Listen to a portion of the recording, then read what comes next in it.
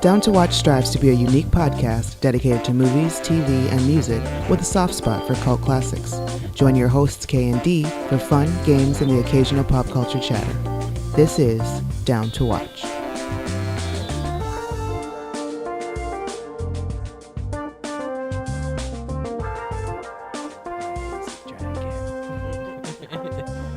Are we on the air?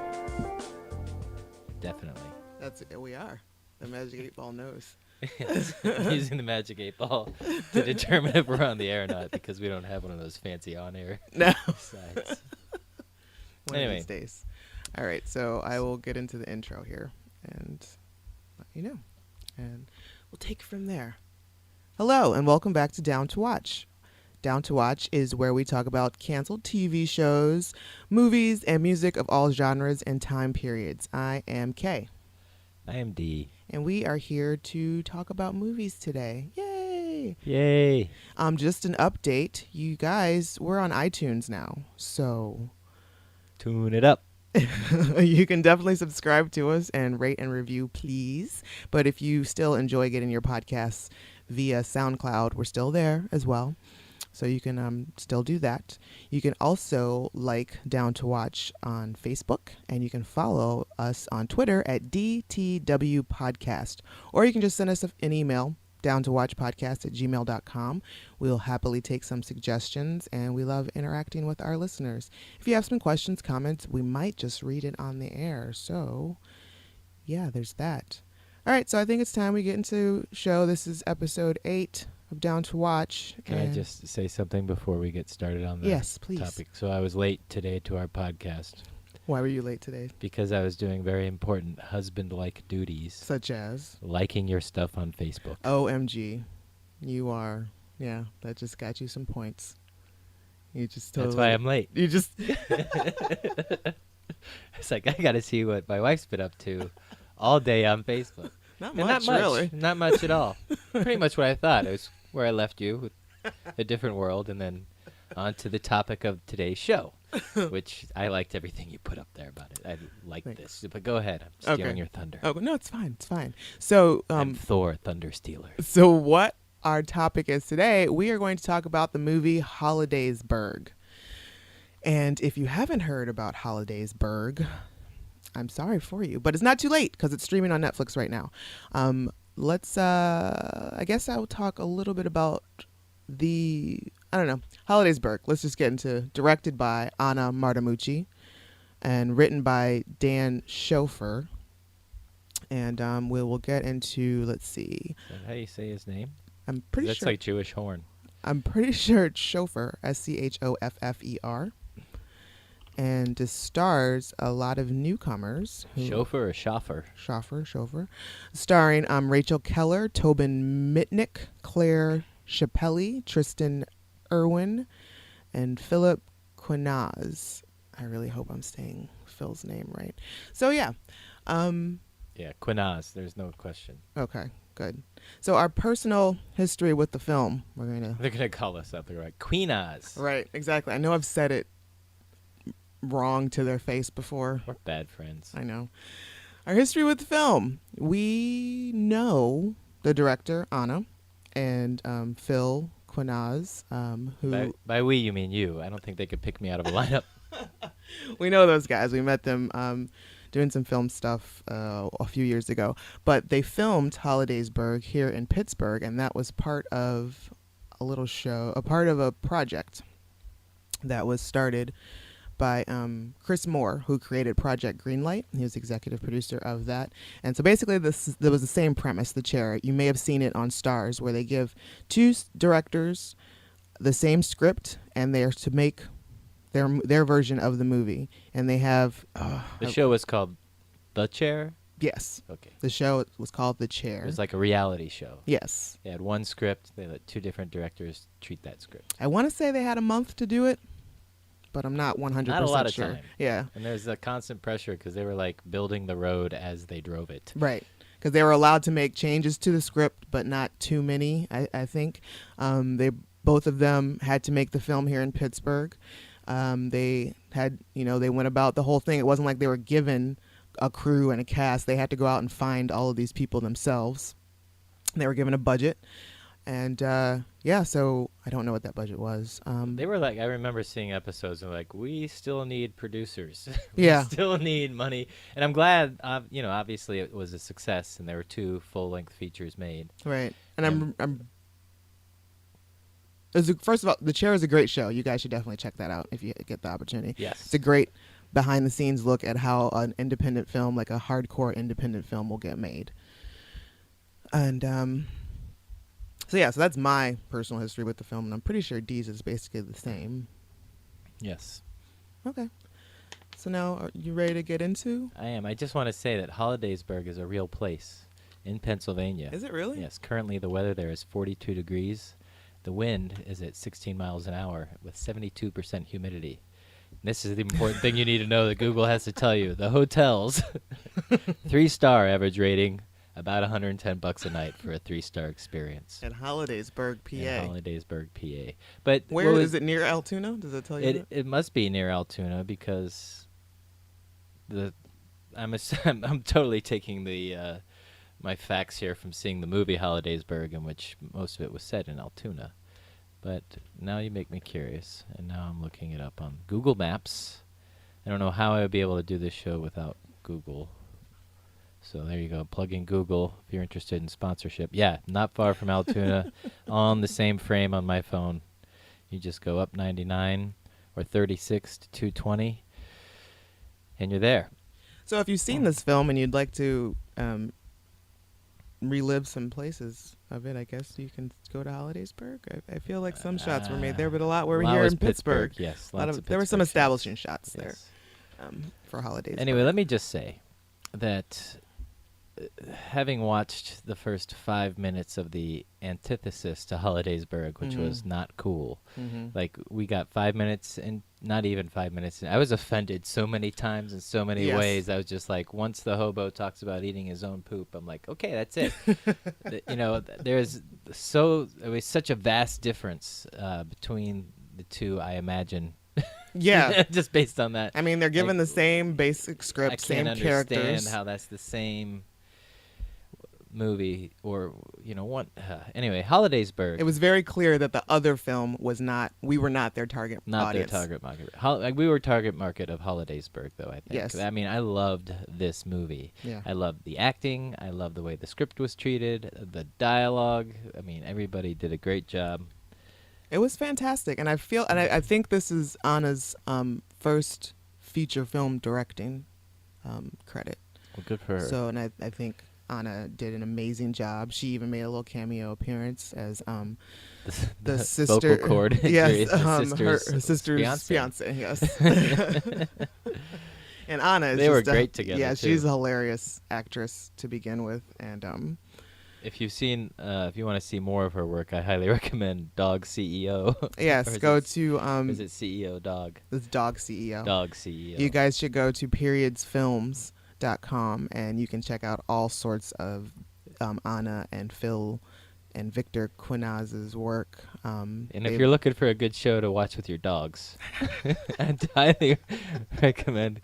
There's so much truth about. Our little dog Professor is currently in the studio, runs the show here. We live in denial about this fact, but he runs us. He does. We pick him up. He gets us up and down. He gets down off the couch when we're not paying enough attention, and then 2 minutes later, he's crying to get back up, and then makes us chase him to get him back on the couch. He runs the whole thing. What I'm hoping... It's a routine. Yeah, and it's a game he likes to play. What I'm hoping, because we talk about Professor so much on this show. I don't know his angle. That Can't figure out that guy's end game. I'm hoping that BarkBox will sponsor us. No, we got another dog, Albert Josephine Einstein, who you'd think with a name like that would have much deeper issues, but he is... No. He's free as a breeze for the most part. Oh, yeah. Just hates motorcycles. So Hollidaysburg. Right. This is the story about basically what it's like after that first year. You go off to college for the first year. You're a freshman in college, and that first chance for you to come back home for break is usually Thanksgiving break. Yeah. And this is that story. about what it's like when you come back home after only being gone for a very short period of time. But I think in that short period of time, you learn a lot about. So you start to learn a lot about things, and you come back home and you feel that you're starting that first feeling of disconnect from where you've come from.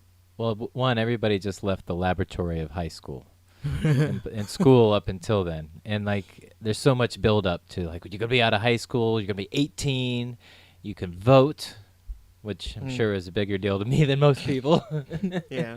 And, you know, you're an adult, you can do what you want, you get your own place if you want, you know, there's no curfew anymore. Right. You're totally free. You have no chaperones. Yeah, when I was my senior Nobody's year of high telling you what to school, eat. I listened to that song by Soup Dragons. I'm free to do what I want any old time. Mine was Living La Vida Loca. Man, but I listened to that song like nonstop. Oh, it's just so funny because you ended up marrying El Capitan de Loco. Anyway, I can relate to that sense of freedom. Right. You know, like up until my senior year, my morning song was The Joker by Steve Miller, and then it was a much more energetic song with a lot more pizzazz and personality. Freedom. I'm glad you grew into that. Yeah, me too.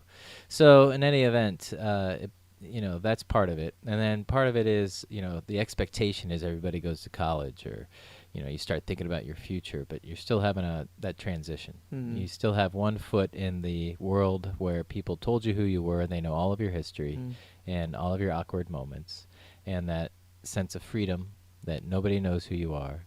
And then I still remember coming back. Not all my friends went to college. And there was that whole dynamic too. Those people that go to college, those people that don't go to college, you know. Yeah. One of my favorite characters in this movie was, I think his name was Phil, played by Tristan Erwin, who did a great job playing. No, his name was Petrov.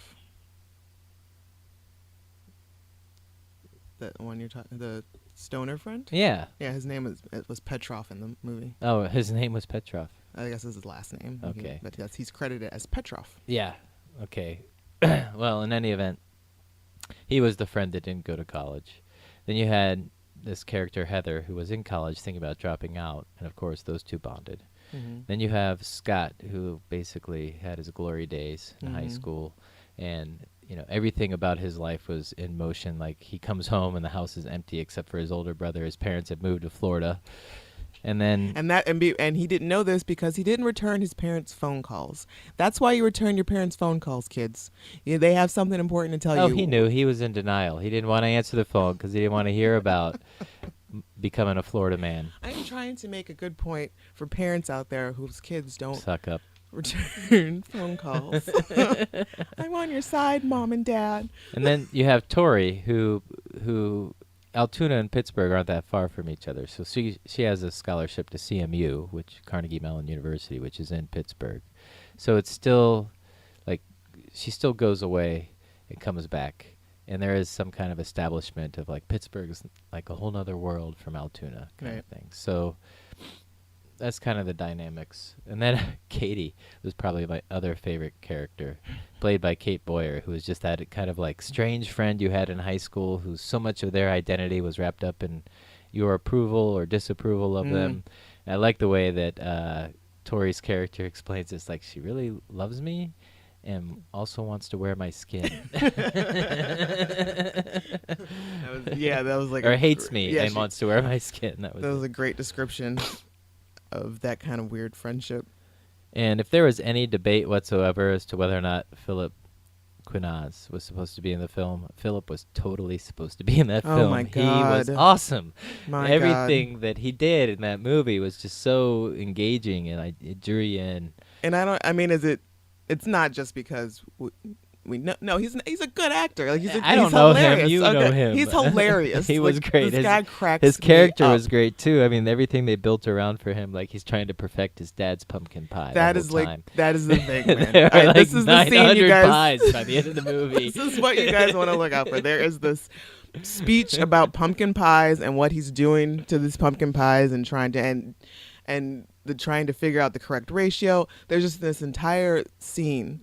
and that is just fucking comedy gold. The correct ratio between evaporated milk. And he didn't start off with canned pumpkins. Him and his dumbass brother are like, oh no, we used the raw pumpkins, so I boiled down the pumpkins.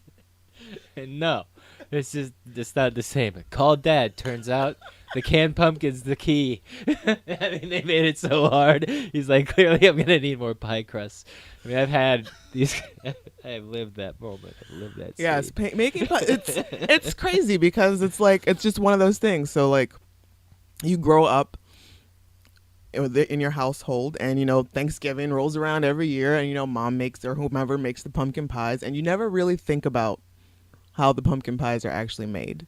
Now I know I just made my first pumpkin pie like maybe 2 years ago. They're delicious. But it seemed like it was such a mystery to me. I don't understand why, when really you break it out, it's not that difficult. Well, no, because you're always thinking of pumpkin pie from scratch. That's the mystery. Okay, pumpkin pie from scratch, and I don't mean like you create the universe kind of scratch. I mean like from pumpkins and take it from there. Right. That's the mystery. But the canned pumpkin. So you want to unveil the mystery, you read the ingredients on the canned pumpkin pie. So what is it? It's just basically pumpkin puree, yeah? Yeah, with lots of sugar. Yeah. But they do sell it they just sell straight up pumpkin puree.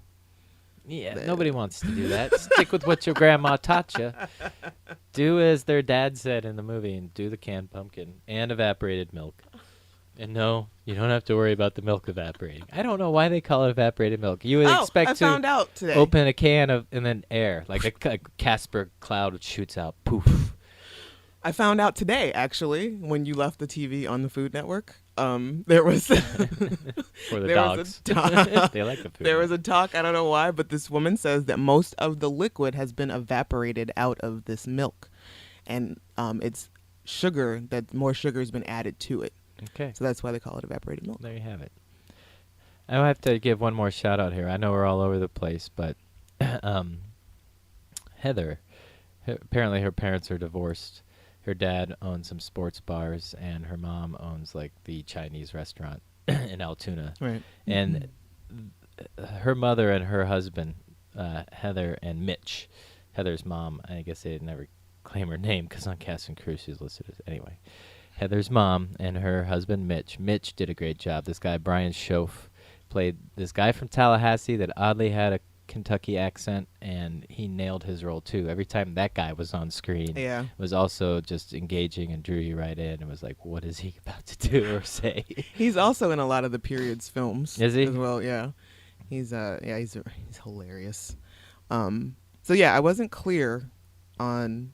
So he was her mom's new husband. Yeah. And okay, so they were having dinner because there's a scene that Thanksgiving Day, and she's got two sets of parents at a dinner table, and I wasn't very clear on who everybody was, but I guess that's what it was. It was her dad.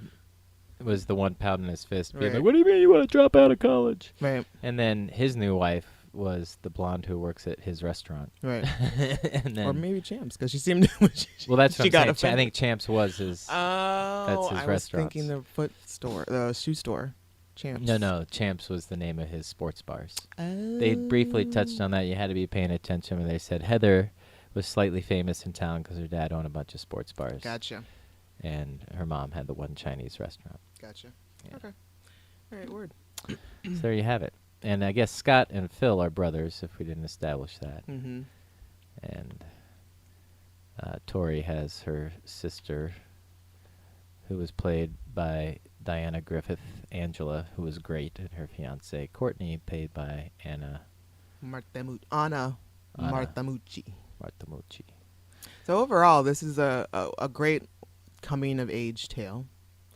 I think a lot of these, and once again, I'm assuming a lot of these actors are very young, and this might be some of the first time of the bigger works for them, and they were just amazing. Like, guy who played Scott, Tobin Mitnick, his delivery was excellent as well. I totally was drawn into his character.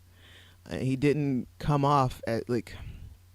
I think the character bio for this guy was that he was the popular kid in high school, but he was also extremely likable. So this guy was just like he just totally oozed this character. And I recall from watching The Chair how it was I think this was like the last main character that they cast, and they were so excited to get this guy because And he was great. Yeah, He was awesome. I can't wait to see him in more things. All over the place here. Okay, so Yeah. overall, on a scale of, I don't know what we've been doing. Have we been doing scales? It was like 1 to 5, 1 to 10. We've been doing ratings. 10 seems awfully high. Okay, 1 to 5. How many? 5. 5. Yeah. 5 This is- stars. This, you know, I know I've mentioned this movie before. There's a movie called Fandango that was like old school Kevin Costner and Judd Nelson before anybody knew who they were. And it was a great movie. I would consider that a 5 as well for an indie film that not a lot of people knew about. This was just right up there with it because of it was also a coming of age, but for those guys, it's like leaving college, going to the Vietnam War. So that's why I see the analogy as a coming of age film of friends that are going in their different directions. Okay, I see that. They also did a really great job of using Pittsburgh as a character as well. Yes. I'm thinking of the scene where Scott and Tori first kind of run into each other. Oh my God! Wait, And- the first time? Yeah. Okay. Yeah. When they run into when she runs into him. When she hits him. Yeah. Okay. Well, I was confusing when they actually collide and they run into each other when they're running. That's why I said the first time. In the beginning of the film. When she hit him with her van. Okay. We're getting way down the road here. The point I'm trying to make is the next day he's taking a leak in the morning and the woman comes out of her house, and this would happen in Pittsburgh. She's yelling at him, she's screaming at him, she's running at him, and her night robe opens up, and she's butt naked with a baseball bat. She starts hitting the car. She's like, "Get out of here, Dave, blah, blah, blah, you jack off, blah, blah, blah." And then, like, the neighbor's like, "Hey, Trish." She's like, "Hey, Donnie, how's it going?" She closes her robe up, goes back in the house with her bat. Ah, Pittsburgh. Love it. What I would like to think is that actually happened. That wasn't. That wasn't scripted. Yeah, that woman just she just saw this and didn't know they were filming a movie. No, she got paid extra. I'm not saying that that's the way it went down, but that's how it goes down in my head. Okay, fine. So I can't imagine the amount of pressure that they were going under with making the film and then having the camera crew just around them at all times while this is happening as well. It's just so much pressure, but these guys rose to the occasion. Like, they totally nailed it. Everybody involved. My only beef is that I feel like Heather and Tori looked a little bit too much alike. They both have brown hair. They're both white. They both have doe eyes, Yeah. and they just I'll give you that. yeah. But they're at the just same time, though, that could have been on purpose because Scott, who's trying to get over Heather, imprints on Tori, and they do kind of look alike. So maybe that helps. It's just a personal problem because I kept getting confused early on before. But I thought wardrobe really took care of that. Yeah, but there are just like a couple of moments when the girls were, I don't know. There's Heather's character basically wore a gray sweatshirt hoodie for truth 3/4 of the film. Yeah, but there's just like a couple of moments, like just like quick shots or whatever. I think they were like quickly took from one scene to the next, and I was like, Right, are we still with establishing the origins of each of the characters? Yeah. But that's all. That's the only problem I have with that. Really, film. I guess it's a love triangle story at heart, with Scott in the middle and Tori on the one end and Heather on the other. Heather, the old girlfriend, Tori, possibly the new love interest, and Scott torn them. And everybody else was kind of a supporting character for this movie. But the beauty in that is that it wasn't like, yeah, I could see that angle, but it wasn't like so blatant. They didn't play. It wasn't played up. No, because Tori had her own story arc. She was all the character development. And plus, Heather letting go had already broken up with Scott, and it wasn't like Scott was even really. I don't even think he was fully aware that he was still hung up on Heather until he found out, or what he thought. That his buddy gave her a ride to a party. Jeez, man, relax. So alpha male, throwing Skittles at another man. Really? That's how you're gonna exert your manhood? These guys are 19. Skittle tossing. Skittle tossing. They're like 19. Okay. In Altoona, or Hollidaysburg. I think that's like, that's about as alpha as it gets. But did you notice that he only tossed the yellow ones? No, I didn't notice that. I'm I did not notice that. I think you're making that up. Each Skittle color means something different. So what it really was is there were hidden messages, death threats that he was sending to him. Right. Of course. I saw a different film. You did. So would you watch this movie again? Would you revisit it? Yeah, absolutely. I would too. I would like to put this in our Thanksgiving viewing rotation. We could do that. Totally, just for the pumpkin pie scenes alone. Pumpkin pie scenes. But, I also think if you're a freshman in college for some reason listening to our podcast, and this would be a good movie to watch to kind of get an insight as to what to expect. Or if you're an old-ass person such as ourselves, and you just want to go back to that time of transition and it seemed so dramatic at the time. It seemed like so much of our personalities and our identities is wrapped up into the decisions you make between the ages of 18 and 25. Yeah. It's really not that big a deal, as Mitch's character was there to tell you. I dropped out of college. In those next 4 years, I learned so much being out in the world and a little bit in jail. Another great line. There's a lot of great quotes, I think, in this movie. And really, I have to imagine that they came from Dan Schoeffer. And I have to give my hat off to him for writing such a great script and a solid script with a solid storyline, solid characters. I mean, I really think that Anna paid respect both to the script and to the scene, Pittsburgh. There was a lot of love for Pittsburgh, Altoona, and the region, I thought, in the movie. Yeah, definitely. It looks here that Anna, Phil, and Victor have some uncredited writing credits for this. Oh, okay. So maybe they did come up with some of those awesome lines. That's what I think. Oh, that's great. I think that I want to know who wrote what. Please write to us and tell us who was responsible for the entire pie thing, period, and all of the lines associated with the pie. And Mitch's dialogue. And all of Mitch's dialogue.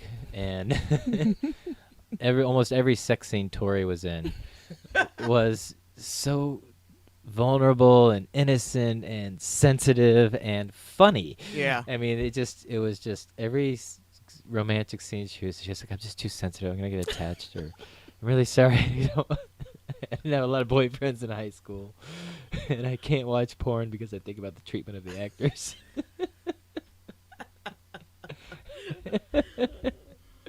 And who's to say that's even why you wanted her to stop? And I don't know.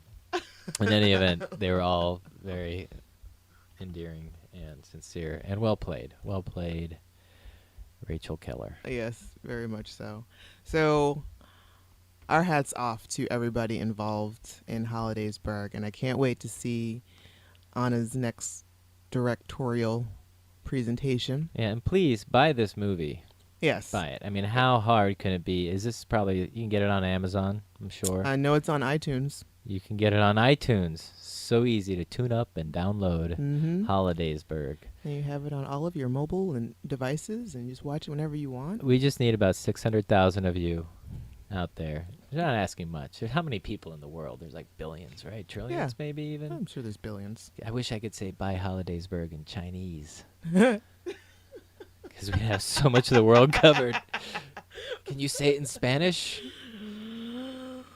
Oh, you're putting me on the spot. I totally forgot how to say bye. I keep mixing it up with to eat. Oh, come on. Our bilingual friends that are better with their languages than us. I know. Right, it's I just, can't say how to buy in French. I took French all that time. I know. That's Totally the downfall of living here in Pittsburgh. We have no reason. How many different languages can we get people to write in to say buy Comprar. Hollidaysburg? Comprar in Espanol is to buy. Okay. So, compras Hollidaysburg, por favor. Wouldn't you say Hollidaysburg compras, por favor? Because sé. that's the way they No do sé. their... Okay. We also apparently need to re-hit the Rosetta Stone. No, here we go. Quiero para comprar Hollidaysburg, por favor. Nice. That was great. Right. Beautiful. Gracias. Boo. Boo. Gracias, señor. Uh, yeah, it was great. And yeah, Anna, please keep making films. Please keep directing. You did such a great job with this. I know you'll do much better. Not that you did bad this time. Obviously, I love this one, but just think about what it'd be like without having another cast and crew following you around your every moment and questioning your creative direction every second. Yeah, dude. Well, while we're talking about their next project, these guys are doing something called the Genderton Project. And what they're doing is, let's see. And Phil, if you're listening, a signed headshot. Any of the quotes from Hollidaysburg about pie, be gladly welcomed here. You can send that. Yeah, dude. You send that over the email. That'd be awesome. So, what the guys over, what Anna, Phil, and Victor, and the rest This of oven's dance car, spoken for. is full. It's full. That's right. This oven's dance card is full. That would be great. Well, what the saying. guys at Periods A boy could Films dream. are doing, they're trying to get some money up together. They have I want to say it's a Kickstarter, I'm sure. I'll get right to the specifics, but they are trying to do a new LGBT comedy series called the Genderton Project. And I think the basis is that it's a cross-dressing comedy series in which the genders are reversed. So the men will be played by women and the women will be played by men. But everything is played straighter than a shot of bourbon. That is a direct quote from their website. Huh. So if you guys want to learn more about that, you should just hop on over to periodsfilms.com and check that out. They have a YouTube video and some other awesome things to let you know how you can be involved in supporting this. And Dan Schoeffer, keep on writing. You need to crank out a lot more. I don't know how they managed to keep you hidden for so long. Is there anything on there that, like, anything else he's They done? say all he's known for is Not Cool, Hollidaysburg, and The Chair. I mean, how Weird. sad is that? The guy's got gifts. Yeah, I really would like to really just get into the meat of this, guys. You should go watch The Chair and go watch Hollidaysburg as well, or vice versa. But make sure you watch them both, and then that way you can get some more insider information on how this awesomeness was created. So while we're on the subject, what is your favorite thing about Thanksgiving, D? In general? Mm-hmm. Well, if they're around, truffles. Truffles. I Interesting. like to stuff my truffle butter between the turkey breast and skin. Now, I know you've had some troubles before in the past. I have. There was some troubles with, you getting intimate with the turkey. And And it seems to have put it like that. seems to have passed. Like, you seem to have gotten more comfortable with. Yeah, the first turkey I ever made was when our first Thanksgiving together. I never made a turkey before. And now, You're an old pro. I love to cook. That's The more amazing. we've been together, the more down the rabbit hole of cooking I've come. I watch cooking shows all the time you now. do, like it's sports, and I love it. I read cooking books, and I swap recipes with my straight male friends. Like we're a couple of old ladies, and there's nothing wrong with being an old lady. There's I nothing love wrong me with an that. old lady, especially one with a good iron skillet and some stories to tell. But,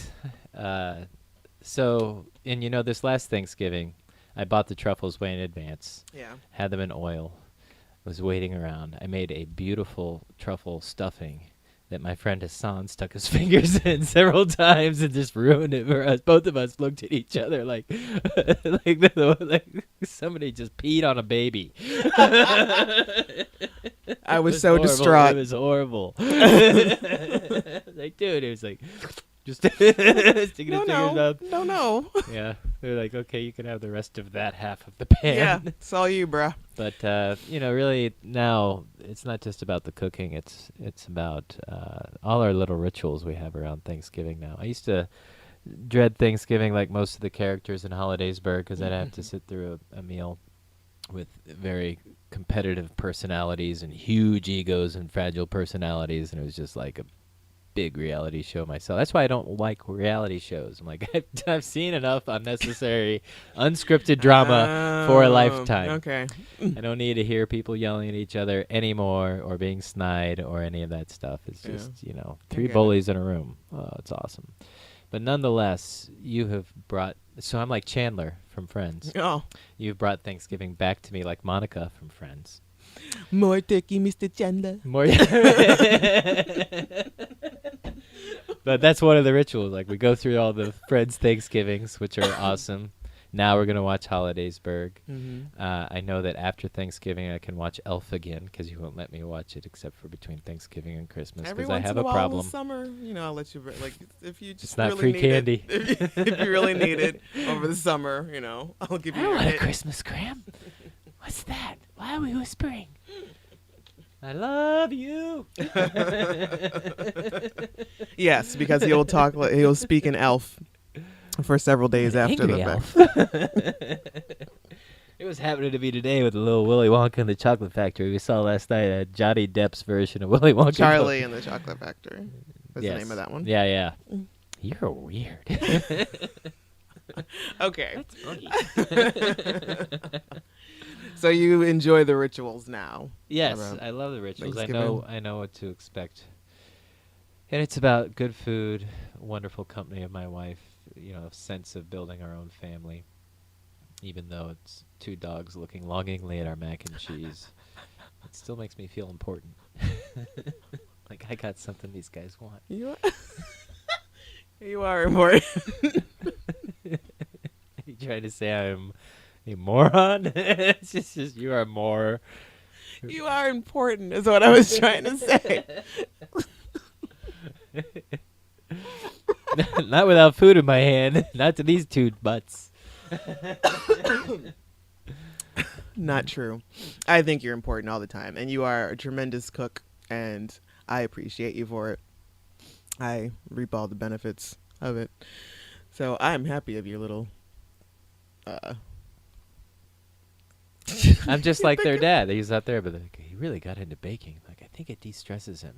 Yeah. It does. That's what it does. It's a transition.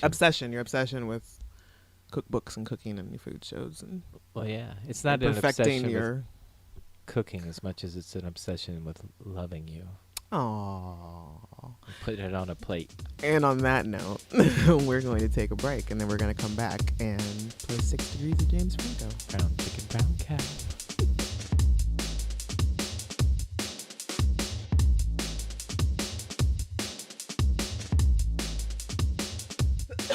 All right, this should be interesting. We're back. I don't even know how we're going to do this. Well, we're going to start off with Phil Quinaz, and we're going to connect Phil to Zachary Quinto. Okay. And that's going to get you to... James Franco somehow. All right. You're on your own, honey. Oh, come on. Well, I will try to assist, but come on. You're the cultural genius here. Welcome to America's favorite pop culture game, the best game since Kevin Bacon. You're listening to another version of 6 Degrees of James Franco.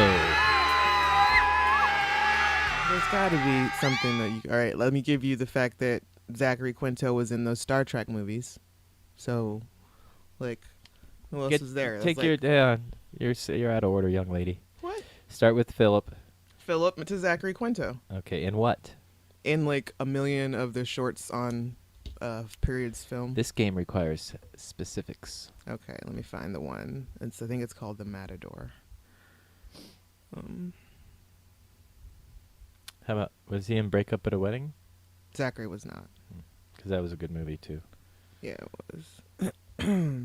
Before and after the Matador. Before and after Christmas Elf, I think is what it's called. Huh. So that's what they were in together. So there's that. And I know Zachary was in the Star Trek movies. And that was like Chris Pine, Zoe Saldana.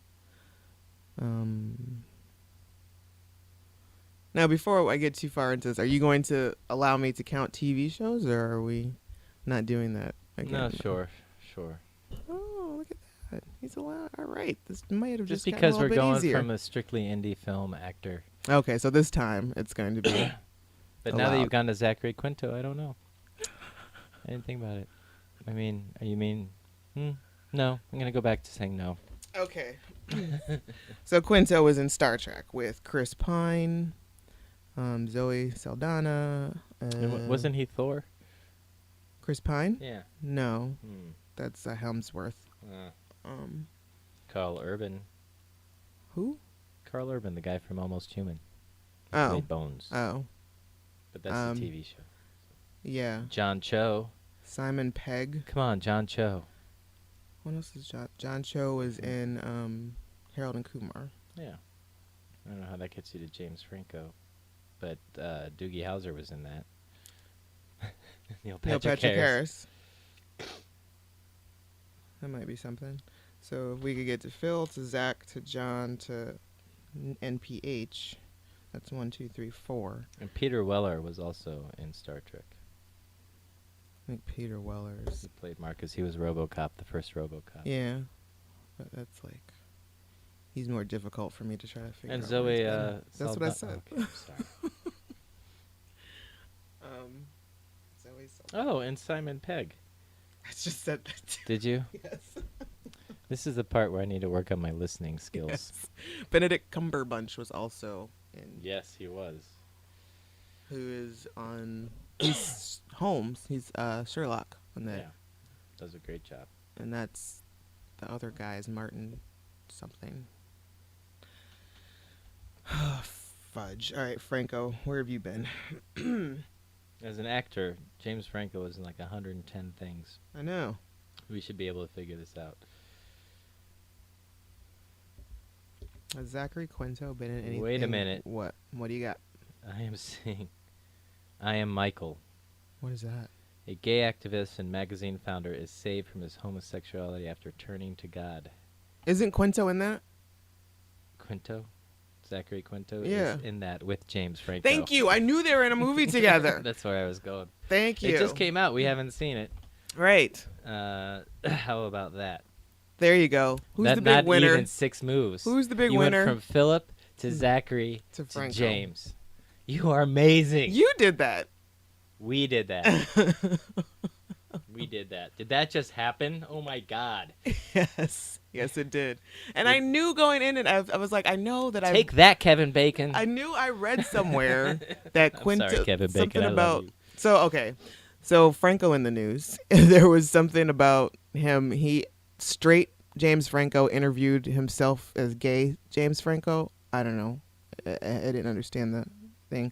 But I knew that I had seen something about Zachary Quinto commenting on something about James Franco. So I knew they were in a movie together, but I just didn't know what it was. All right. So there it is. Phil Quinaz, you connected to Zachary Quinto, then straight to James Franco. I think that's the best we've done yet. He said. So I want to remind you all, just once again, you guys go check out periodsfilms.com for some awesome shorts and to check out these guys' new project coming up about gender role, switching gender roles. Also, you should watch Break Up at a Wedding. It is a feature film by Periods Films, and that shit is hilarious. Sweetheart. What? The Magic 8 Ball says that Philip Kunaz is going to send me a headshot. That Really? says, this oven's dance card is full. Do you hear that, Phil? The 8 Ball has said it. The 8 Ball has spoken. It says... Or did it say specifically? It's... Well, now it's on to something else. Apparently this He Magic didn't 8 Ball hear it. can't be trusted. He didn't hear it. He's going to read about it. Someone's going to tweet him. Oh, come on. Now it's all bad news, 8 Ball. You were saying signs point to yes or something. Signs were pointing to yes. Okay, signs are pointing to yes. He's thinking about it. He's got a Sharpie in his hand. He's debating. He's like, well, what does the 8 Ball say? You gotta let me The 8 know Ball what's- says yes. The 8 Ball says definitely 100% yes. You need this for your karma. And that can be sent to via email if you like, or just give me a tweet and We're I'll currently between homes. give me a tweet. We don't Phil, have an address. and I'll let you know where to send the actual physical copy. It's all about timing, so you really have to be specific about this. So, speaking of tweeting and whatnot, you guys can also find Periods Films on Twitter. I am not recalling their... Oh, yes, I know what their Twitter handle is. I promise, I am a professional. I know what I'm doing, and... It's kind of a spontaneous podcast. It We've been usually packing. is. We're like, we need a break. We never really plan in advance. It's like, hey, let's watch a movie. Hey, let's go tweet about it or talk about it. Okay, so you can go to periodsfilms.com. You can follow these guys on Twitter at periodsfilms. Simple enough. You can also follow us on Twitter at DTW Podcast. You can like us on Facebook, Down to Watch Podcast, and you can also send us some emails, or you can check us out on ruggedangel.com. So until next time, until we get the bug to go ahead and do another podcast about another film or TV show, we bid you adieu. I do.